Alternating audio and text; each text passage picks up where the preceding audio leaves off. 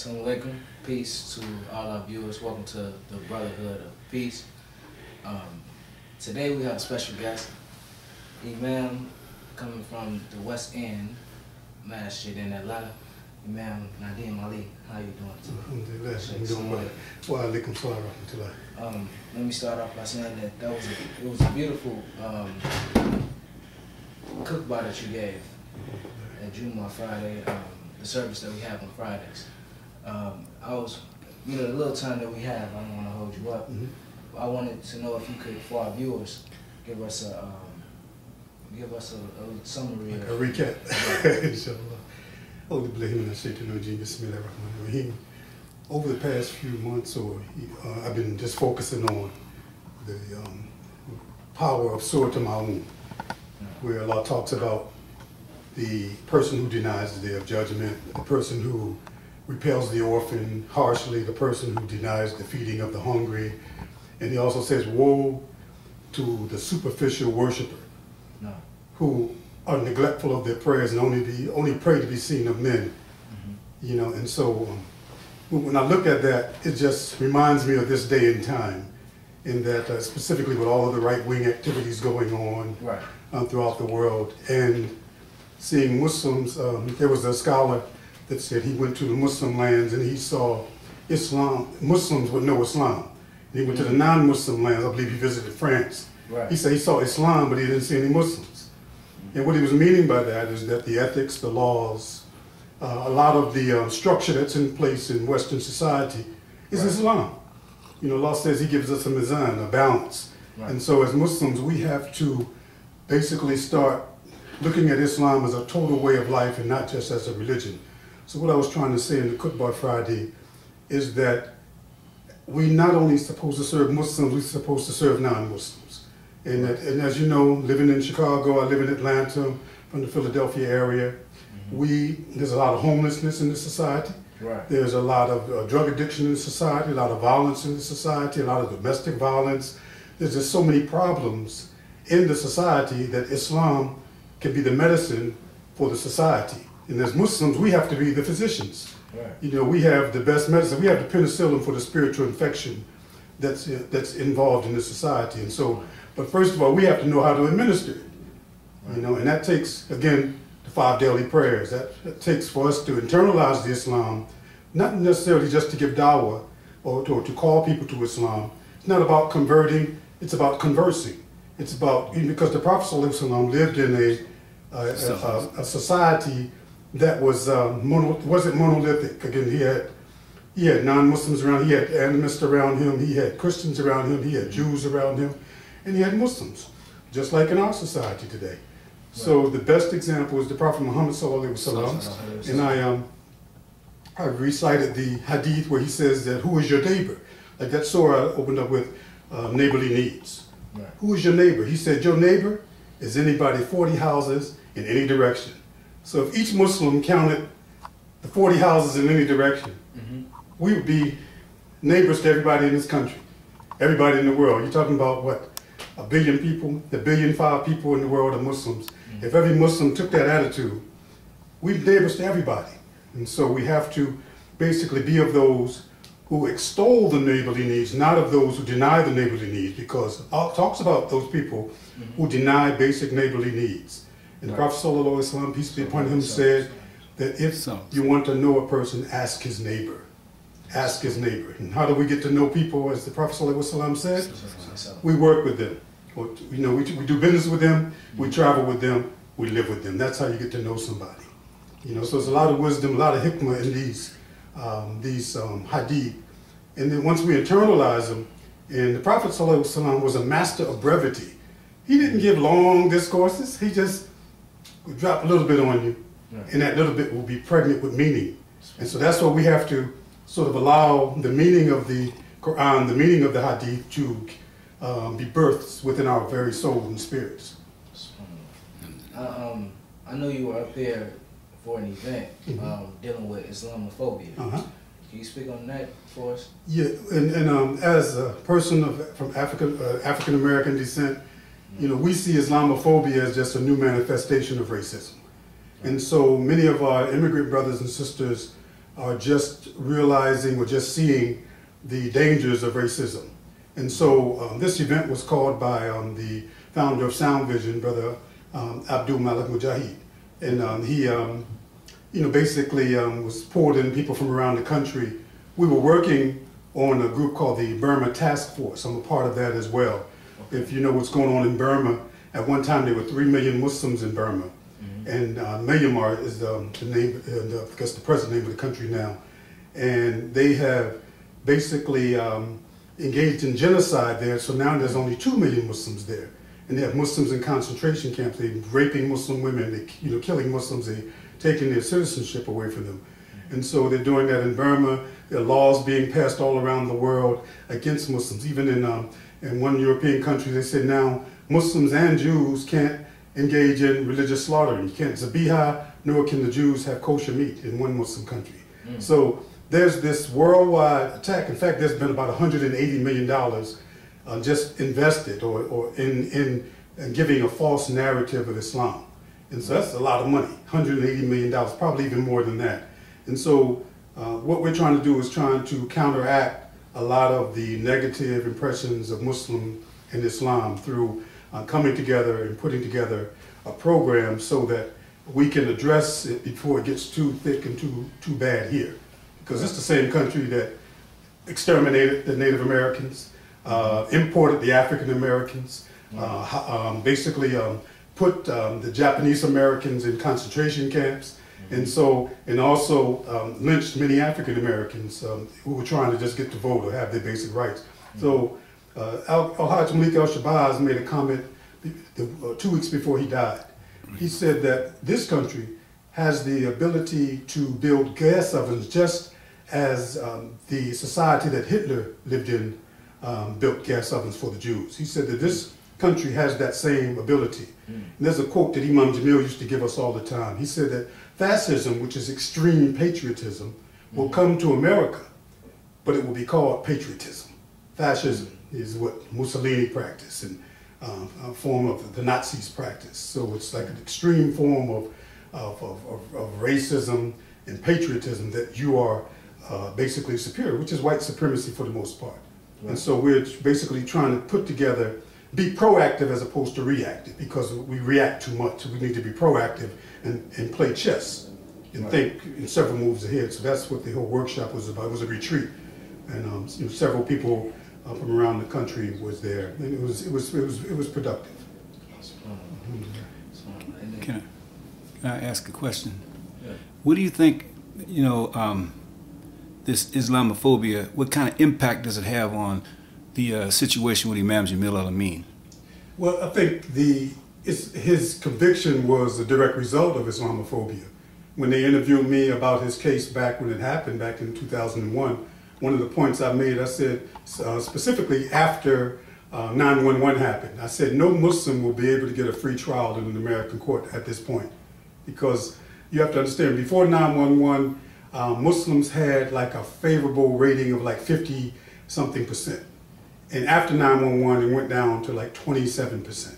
And so what we have to understand is that the Islamophobia, or just prejudice against Muslims, a person goes in with a kufi, a person goes in with a Muslim name, and even if they're not practicing, there's a certain type of, there's a concept called mimetics. And mimetics basically means that all you have to do is say a word, and if the person who's practicing mimetics is doing their job, that word will conjure up an image in the minds of a person. So if you say Muslim, then because all of the CNN and all the other ends, they basically say, well, Muslims are associated with terrorism. So today, a person hear the word Muslim, they're associated with terrorism. They see people praying, they're associated with suicide bombers. And so mimetics is a science that people who engage in propaganda utilize, so that any word, if we say Allah, it conjures up a certain thing. So as Muslims, we have to again also practice mimetics, but have a positive spin on it, so that it's normalized that we are part of the society, specifically in the African American community. Probably every African American family in this country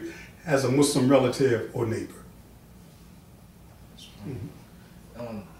Real quick for our viewers, if you can give them, tell them about Imam Jamal Ali, because not too many people know about Imam, especially people my age. Oh, no. Yeah, Imam Jamil, alhamdulillah, he was formerly known as H. Rap Brown. And if you look at the whole concept of rap, it was really named after him. Mm-hmm. You know, when we listen to rap music, you know, they try to call it hip hop, which was from the what's that, the Rapper's Delight, mm-hmm. Hip hop, hippity hop. And so they call it hip hop, so that came later. But rap was things that we were doing in the streets. You know, a guy standing on the corner, he rapping. If you talking, trying to talk to a lady, you rapping. You know, and so we were rapping, you know, while other people were napping, as the last poets would say. And so Imam Jamil, what he would do is during the civil rights movement, when he was a part of SNCC, which is the student, it was initially called the Student Nonviolent Coordinating Committee, which was mm-hmm. really the student wing of the civil rights movement. They did the sit-ins, all that. John Lewis, mm-hmm. he was a member of SNCC. Stokely Carmichael, who became known as Kwame Ture, he was also one of the leaders of SNCC. Mm-hmm. And then the third leader of SNCC was a man named H. Rap Brown, who later became Jamil Al-Amin. And so they basically, specifically under the influence of El-Hajj Malik Al-Shabazz, Malcolm X, because if you look at the movie Selma, mm-hmm. You'll see where Malcolm X visited Selma. And he was invited there by a lady who she passed away a few years ago, Faye Bellamy. And she was also a significant member of SNCC. And so he basically was able to influence the students to basically look at a human rights struggle as opposed to a civil rights struggle. And so Imam Jamil was embarked on that path. Again, they changed the name from Nonviolent Coordinating Committee because nonviolence reduces your options on how you struggle. Again, a quote from El-Hajj Malik Al-Shabazz, Malcolm X, he says, don't struggle only within the ground rules that those that you're struggling against define. You know, so they tell you how to struggle against them. If nonviolence is the only way, you know, they give you that pass.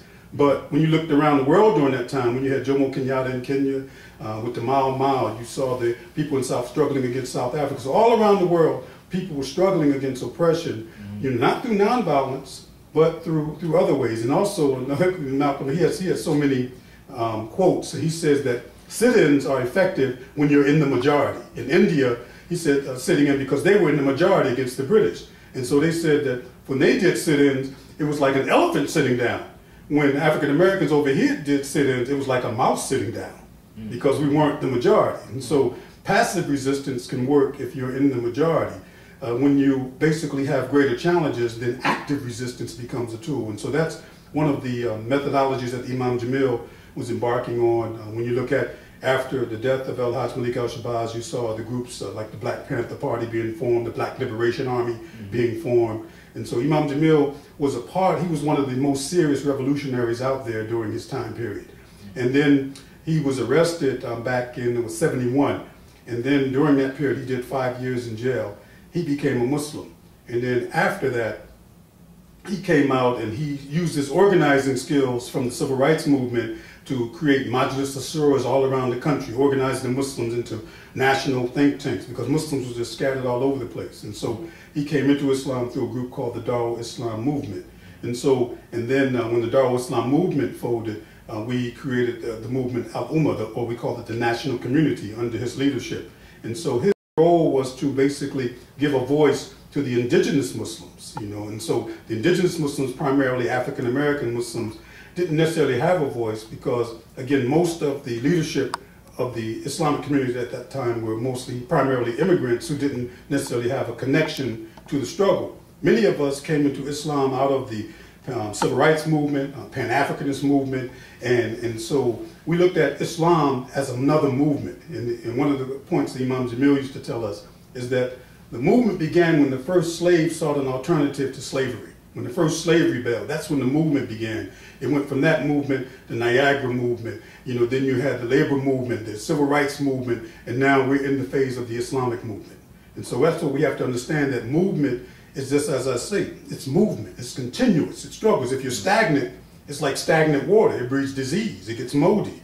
So we have to keep moving. We carried the baton at a certain point. Your generation have to take that baton and take it to the next point. And so I don't know what it's going to look like in the next phase. You know, Imam Jamil influenced me when I was about your age or a little younger. And so to the point that I said, you know, I wanted to get involved on certain levels. And then when he became a Muslim, I said, okay, I think that's the program. And what he said is that when he was struggling in the civil rights movement, he did not have a book for struggle. He didn't have a book for stroke. They were just, basically playing it by ear, just doing what they needed to do. They were taking tips from across the world. And one of the points he used to make to show how the struggle was just basically not properly directed in this country, he said that guys were walking around with green fatigues standing against red brick walls. Camouflage fatigue. So camouflage is supposed to be camouflage, but you standing against red brick walls with green fatigues on. So he said we didn't really have a strong concept of what struggle was. And if you look at his last book, it's called Revolution by the Book. It's talking about the Quran. The Quran gives you, as I said, it's also a medicine book, but it's also a book for struggle. And if we read it right, I visited him in November, and one of the points that he imparted to me, he said that Muslims must contextualize Islam. We must make Islam make sense. We can't walk around trying to be black Arabs, or as I mentioned before, being black Hispanics, or basically taking the culture of the people who may practice Islam, whether they're from Africa, whether they're from Asia, whether they're from Arabia. We have a long history of Islam. There are many of the slaves on both sides of my family, both slaves were Muslims. And I'm sure if we each did our genealogy, you're going to find Muslim slaves that came over. And so we're the answer to their prayer. There were Muslims that prayed, may my lineage be Muslim. And so we're the answer to their prayer. Allah has planted Islam firmly in this country, and so we have a big job to do. Give the dawah, but also make people understand Islam. Those that don't become Muslim, we converse. Those that want to become Muslim, we convert. But it's Allah who makes Muslims. You can't sit with somebody 20 minutes and expect them to change their whole life. I'm debating with a Christian right now through email. He works at a store I frequent all the time. He asked me one day, am I Muslim? I said, yeah. So he's born again Christian, but he's bringing me Christian texts, and we emailing each other. And I remember giving dawah to a brother from Detroit for 5 years. 5 years. And he became he was a Pan-Africanist. And we talked for 5 years before he took a shahada. So we have to get away from this narrative that a person, you can sit with a person for 5-10 minutes and they change their whole life. You take your time. Allah makes Muslims. And that's what we have to understand, because we ego trip thinking we make Muslims. But it's Allah. We are conduits for the word. And so we have to be able to understand our role, check ego at the door, because ego, the acronym for ego, means easing God out.